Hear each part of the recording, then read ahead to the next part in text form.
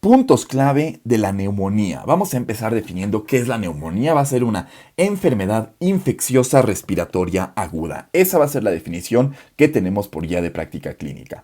Ahora, en cuanto a la etiología, aquí viene como lo más importante del tema. Porque, bueno, tenemos distintas etiologías dependiendo de distintos factores de riesgo del paciente.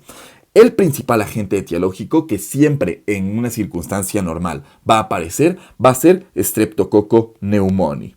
Ese va a ser nuestro principal agente etiológico. Y en segundo lugar vamos a tener la presencia de virus, que va a ser más o menos un tercio de los casos.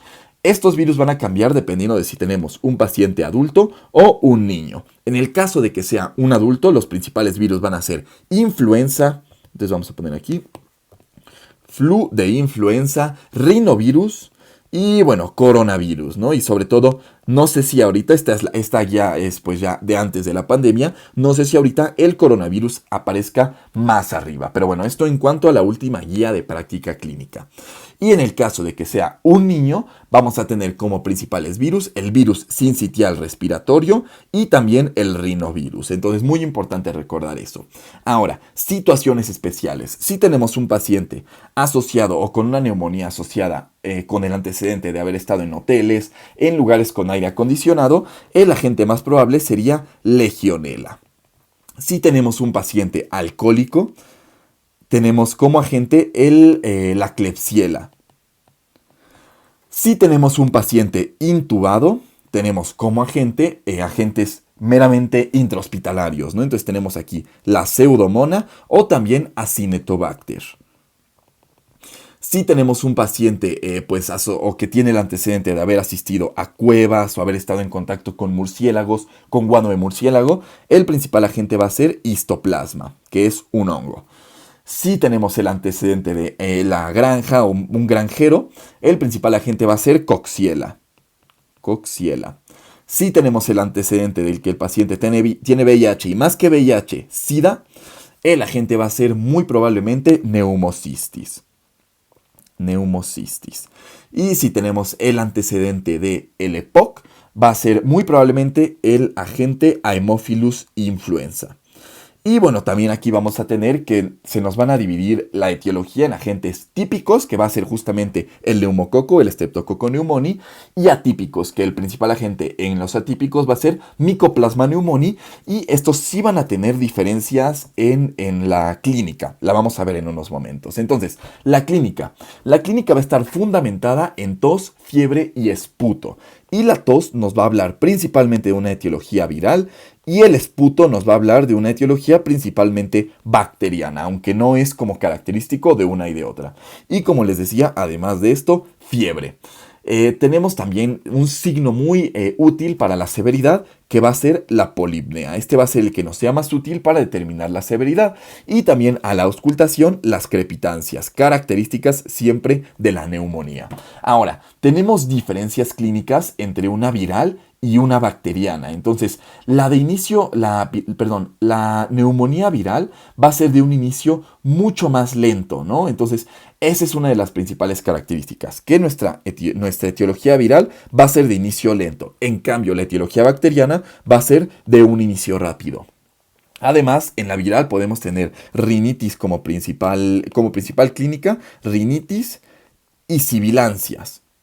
Y en el caso de la bacteriana, fiebre y taquipnea, como ya lo vimos anteriormente en la clínica.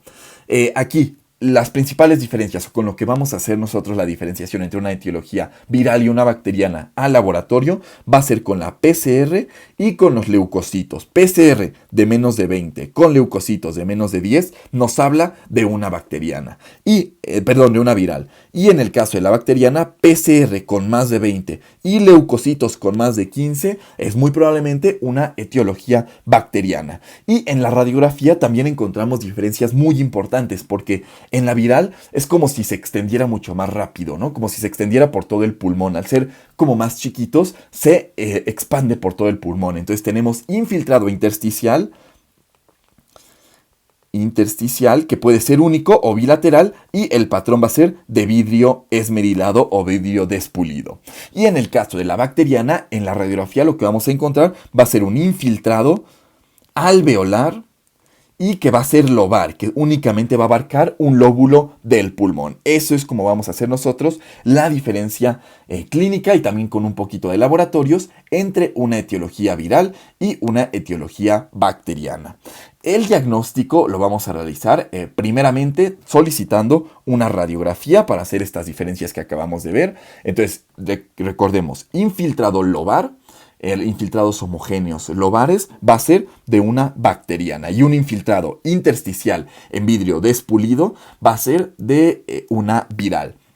Además, aquí también tenemos el dato de una cavitación, neumotórax o consolidación multifocal. Otra vez, cavitación, neumotórax o consolidación multifocal va a ser característico de Staph aureus, una neumonía por Staph aureus. Y bueno, en segundo lugar, el siguiente estudio que podríamos realizar sería una tomografía. Pero aquí es muy importante también darle su mención a los estudios que vimos anteriormente, ¿no? La PCR y la VH, para identificar una neumonía viral de una bacteriana.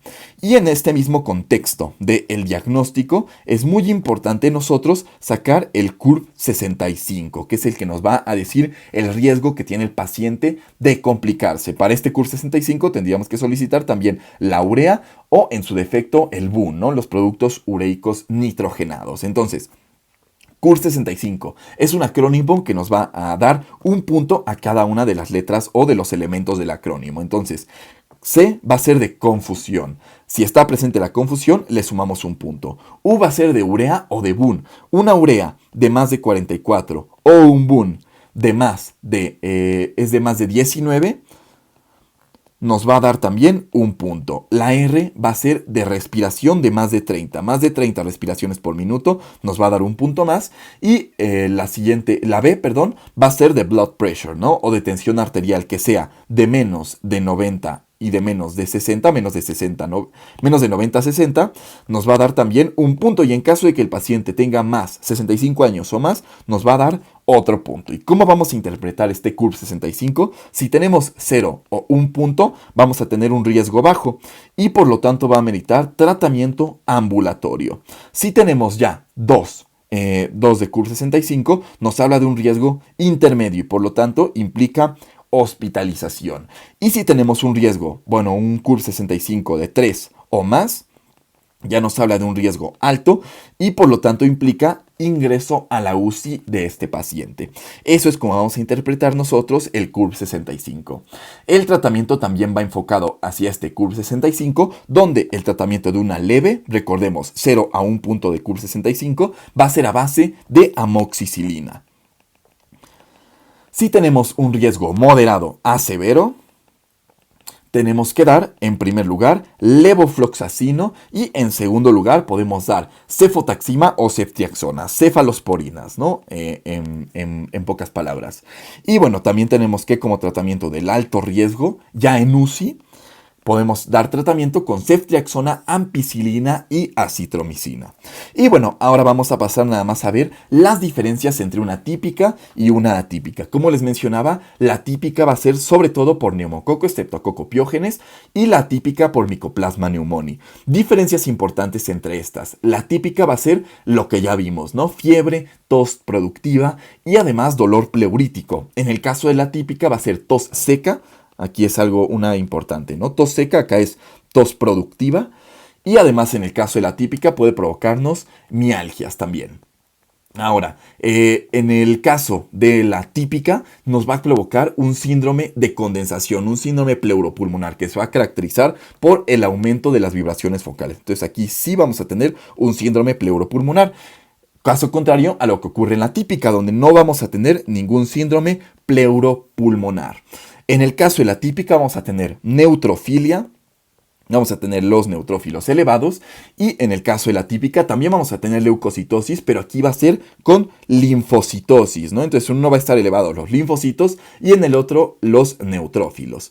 Y bueno, igual que como lo vimos en el caso de la viral versus bacteriana, en la típica vamos a tener un patrón lobar y en la típica vamos a tener un patrón intersticial difuso. Y eso sería todo en cuanto a las neumonías. De este lado queda el apunte y sería todo. Muchas gracias.